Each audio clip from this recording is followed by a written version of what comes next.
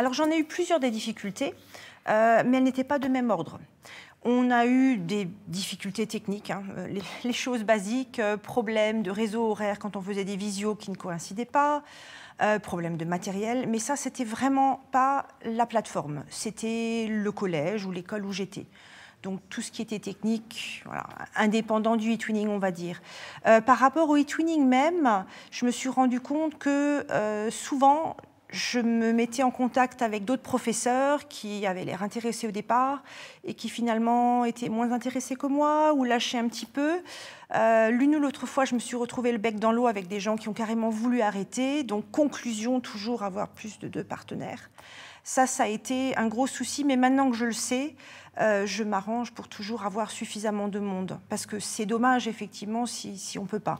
Alors, la difficulté première, quand on rentre sur eTwinning, c'est d'avoir un projet, une idée de projet, et de se mettre à la recherche des projets.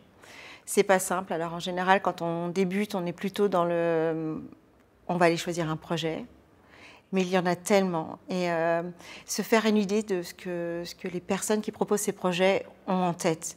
Et savoir comment nous, pouvoir les mettre en place avec nos classes.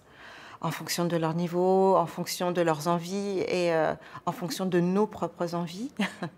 Je pense que c'est ça la plus grande difficulté. C'est d'avoir un premier projet. Et une fois lancé, ça va. Mais c'est cette recherche qui est difficile, je trouve. Je pense que les difficultés qui restent, c'est vraiment trouver le partenaire avec qui on va travailler. Moi, j'ai eu de la chance pour mon premier projet. J'ai travaillé avec un partenaire espagnol et c'est lui aussi qui m'a appris à utiliser la plateforme, qui m'a montré comment on pouvait, par exemple, présenter un TwinSpace. Et maintenant, je peux le présenter aussi en tant qu'ambassadrice parce qu'on me l'a montré, parce que ce monsieur m'a expliqué. Il m'a vraiment guidée pour ce premier projet. Et du coup, c'est la difficulté qui reste, je pense, c'est vraiment trouver le partenaire. Ça m'est arrivé de faire des projets dans les années qui ont suivi où finalement j'avais trois partenaires et finalement le projet restait un peu en stand-by parce que c'était pas très actif de leur côté ou du mien. Donc je pense que oui, la difficulté, c'est vraiment trouver le ou les partenaires fiables pour travailler et qui vont être dynamiques et qui vont porter le projet avec nous. Ah oui, pendant ce projet, on a eu quelques difficultés. La difficulté numéro 1, ça a été la communication et faire concorder nos emplois du temps.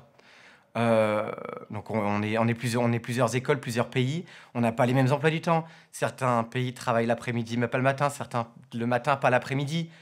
Nous, on avait aussi des horaires qui ne sont pas les mêmes que l'école française de ma collègue.